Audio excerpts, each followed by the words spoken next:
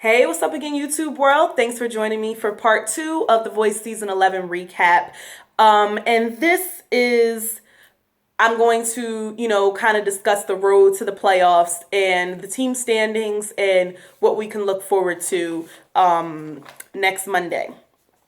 So, just want to say how I kind of feel, how I would kind of rank the teams. I'm not ranking, the teams like who has the best team. I'm just ranking the contestants on the team based off of who I think has the most potential to win. So on Team Adam, I'm actually going to say that I think that Team Adam is the weakest team. However, I think that Billy Gilman has a really good shot at getting the title. So he's number one on Team Adam. And then Brendan Fletcher, Simone Gundy, Josh Gallagher, and Riley Elmore. So basically, I feel like his top three should be Billy, Brendan, and Simone, although it's a possibility that Simone might get kicked out of there. It's all white guys, and she's the only black female R&B singer. And there are other black female R&B singers on the show. So, I mean, I don't know. Maybe it'll work in her favor being on Team Adam. So, we'll see. But I'm kind of hoping that she'll get that third spot, especially if she has a good playoff performance. So Team Blake, I am going to kind of be like the oddball out because they did a survey on this on msjbigblog.com about who's your favorite team. And I want to, well, yeah, I think this is my favorite team. I think that Team Blake has actually the strongest team when you look at it wholeheartedly, the strongest team out of everybody. So I think that Sundance Head is number one. I think he has the best chance of being in the finals. Then Austin Alsop, and then Courtney Harrell, and then Jason Warrior, and then Dana Harper. Dana is one of my favorites. Don't get it twisted. I just think in terms of on Team Blake, since that's the strongest team, I think it's going to be difficult for her to get that third spot. And Blake has three R&B singers on his team, but I kind of feel like only one of them will make it to the lives. And I feel Courtney has the best chance at that. But overall, I think that Blake has an extremely strong team and everyone is strong and everyone is like top six contender. So I feel like this will be a really, really brutal cut. Now, I'm not saying that Dana couldn't jump up into that third spot. I just kind of feel like Sundance and Austin are really a lock on Blake's team. So it's really like, I think that they're both making it.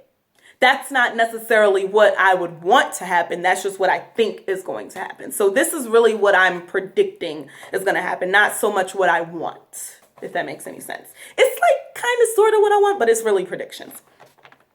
So on Team Alicia, of course, Way McDonald. Who else? And then Soraya, and then Christian Cuevas, and then Kylie Rothfield, and then Josh Halverson. I think this could be mixed up actually in so many ways.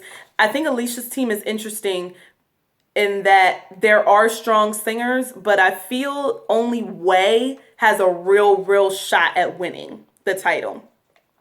I love Soraya, but she may be too much for the voice voting demographic. It was already people online talking about how she screamed too much and we already got too many R&B singers, soul singers on the show or whatever. Forget y'all. Anyway, but with the exception of Way, those two other spots could really be anyone's based off their playoff performance. So I think that that's kind of the most like up in the air team that like anybody could like get in there. But Way, she definitely in there. So Team Miley, and Team Alicia is I feel like the second strongest team, and then Miley is a close third to that. We have Allie, because Allie is a beast. Allie Caldwell. And then Erin Gibson, Sophia Yorista, Darby Walker, and Belle Jewel. I think Sophia will get in there, even though she hasn't had as much screen time and, her knockout was montaged. I think that she has stage presence and personality and performance ability, and I think that people will gravitate towards that. I don't think that people are feeling Darby Walker as much as Miley is, but I feel like if it came down to it and she didn't get the votes, I kind of feel like Miley would choose Darby. I hope that she wouldn't if Darby really didn't give the best performance, but Darby just doesn't do it for me. And Belle is just cannon fodder. I'm sorry. Belle, I don't know. So that is about it. Oh, and on Miley's team, I mean, the only thing that the only person who must be there is Allie. If she's not there, there's gonna be a big, huge problem. So as long as she's there, that's all I need, really. Everybody else can kind of shuffle up in there. Okay, so I wanted to kind of compare all the big voice divas that are on the show or whatever, since everyone kind of seems to think that they are the same. So I'm going to actually discuss the differences between them so that y'all can all know that we're not all the same. Okay? Let's get it straight. I just need to say this because I always get pissed off. People are like, anyway, people Bunny, and she's screaming, and she sounds like she's screaming, and it's too much, and da-da-da-da. Shut it, okay? Bye. Anyway, so we have Way, right? So Way's tone is extremely unique. It's rich and full, but she can also go high and belt and elongate notes. She can go up into her falsetto. I mean, her tone is just like, it's like kind of like a thunderous applause. It's like this, like when she's saying Feeling Good, like birds flying high, like I don't even know, like her voice is just so commanding, and especially juxtaposed with her speaking voice. I mean, her voice definitely stands out. Like if you heard her voice on the radio, you would be able to recognize it. So yes, for Way. So Soraya to me, she just takes me to church. Soraya is like Shaka Khan and like Patti LaBelle and like Aretha Franklin. Like that's Soraya to me. She's extra, but in the best possible way. As long as she kind of keeps her, her pitch going. But to me, she's kind of like that soul, like gospel type of singer, in my opinion. Allie to me is like runs completely on fleek, like pitch perfection, like power. Like this girl knows how to control her huge instrument. You know what I'm saying? She's kind of like, I'm trying to give an example. She's kind of like, not really like her. Maybe like a Tina Marie kind of voice. I mean, her voice is just so, I haven't heard her miss a note yet. Like she's so precise with her pitch. So that's kind of how I view Allie. Even though she can go up there and wail and everything like that, she has complete control from what I've seen so far over her voice.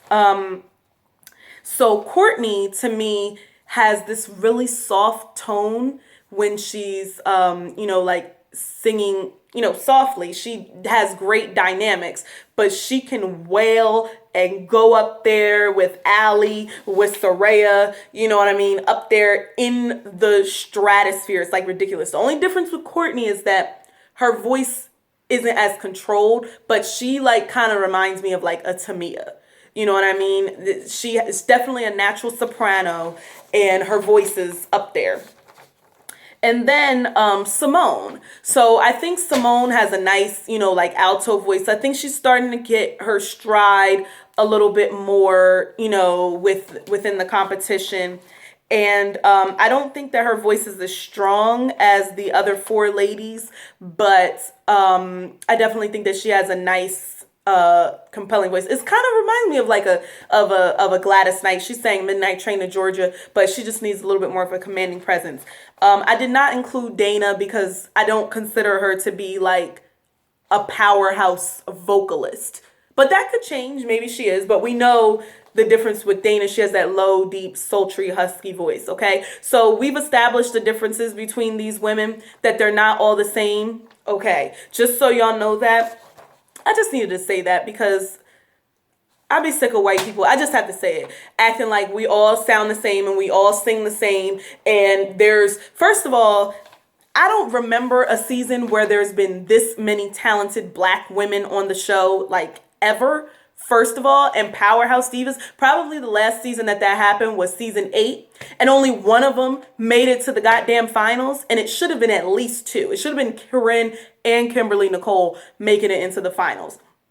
So if we have 1, 2, 3, 4, 5, and if you count Dana, it's 6. If we have 6 black female R&B singers going into the live playoffs. The odds of at least two of them being in the finale, which in my opinion, Way and Allie should be in the finale, this should be high, but they just get weeded off so quickly. It's just like ridiculous. So let me stop playing the race card, but it just is what it is. It could be a million white guys with guitars, but God forbid it's more than two powerhouse R&B singers on the show, and then people like run amok and shit. All right, so let's talk about how these live playoffs are going to play out on Monday. Okay, so they're calling it the all-in-one playoffs. There's no comebacks because apparently they don't have time to do it yet. I think they had, including tonight, maybe 2 or 3 just random clip shows of what has already happened. So, they did have time to do it. They could have ended the battles earlier if they would have, minus that best of the blinds part, they could have ended the knockouts earlier. Like, the playoffs could have happened this week, and I saw some people talking about this online, and I'm like, why the hell did they do this? And they should have just skipped election week. So because of the election on Tuesday, November 8th, The Voice will not be on. So they have to cram everything into Monday night, even though they usually do have a Wednesday show. The playoffs usually consists of 2 teams perform Monday night, 2 teams perform Tuesday night, and Wednesday night is the results. So they can't even have a show on Wednesday to at least show the results, like a half an hour or something. They have to do everything. So that means there's actually going to be no iTunes voting, because this is going to be all live voting during the show. And I'm not really sure how that's going to work. I think that that's going to hurt the people that sing towards the end, when normally that would help you if you get the pimp spot. But if you're already like voting for, I don't know. And then it really shuts the West Coast out, because since it's real time voting, and they already be pissed off about the Twitter saves, since it's real time voting, then they don't actually get to like watch the show while it's happening and then vote. I mean, they can still vote, but they can't watch the show unless they figure out where to live stream it or something like that. Maybe they should just play on the West Coast at 5 o'clock instead of waiting until 8 o'clock Pacific time. They won't do that, but I'm just saying, it was just a thought. So I just think that it's going to be absolutely cray. So there is going to be, I think the number one thing that needs to be cut in order for there to be a decent time for these contestants to perform, the coaches' comments need to be gone. We need not to have any coaches' comments, because especially at this stage of the competition, really throughout the whole competition, but especially at this stage of the competition, their comments become kind of long and drawn out and just completely irrelevant. Like, they tell everybody that they're great when everybody isn't great. Like, I genuinely hope that there's no coach comments.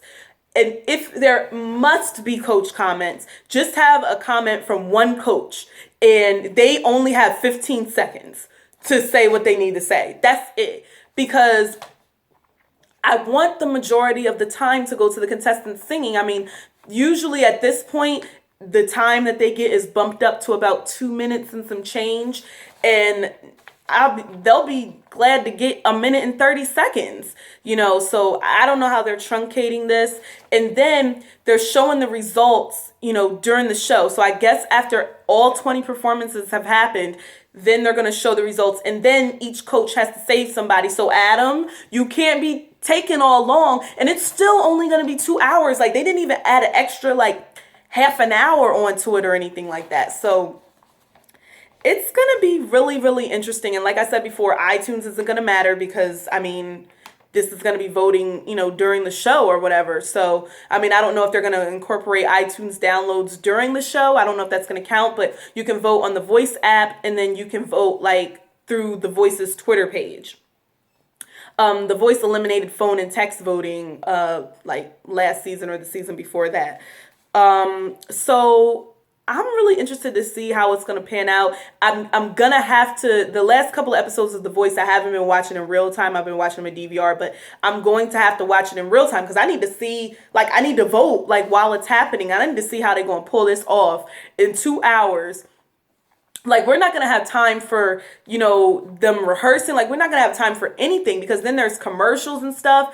And there might be like a big group performance that the coaches might perform. Like, we don't really have time for that, but that shit might happen. So I don't really know exactly how they're gonna do this or why they're doing it like this. When I heard that the election was happening during the week of the playoffs, I was like, okay, so they're gonna do live playoffs, on Monday, and then they're gonna wait until the following week to finish it up. But no. No, the following week they're going to be starting the top 12. And then after the live playoffs, the top 12 that make it in are going to be, there's going to be some Facebook live stream to like continue it on. So it's interesting to say the least. I want to see how they're going to pull this off. And I hope that they take out the coach's comments. Like, I hope that that is the first thing to go. Genuinely, because we don't need that. We don't need the coach's comments. We don't need that at all. So we'll see how this works out, and I will see you next week. Remember, everybody, to go out there and vote, and vote in the election, and also vote on the live playoffs night, but definitely vote in the election on November 8th, because that's going to be an even crazier night. So we'll see what happens with that. All right, until next time, see you guys later. Bye.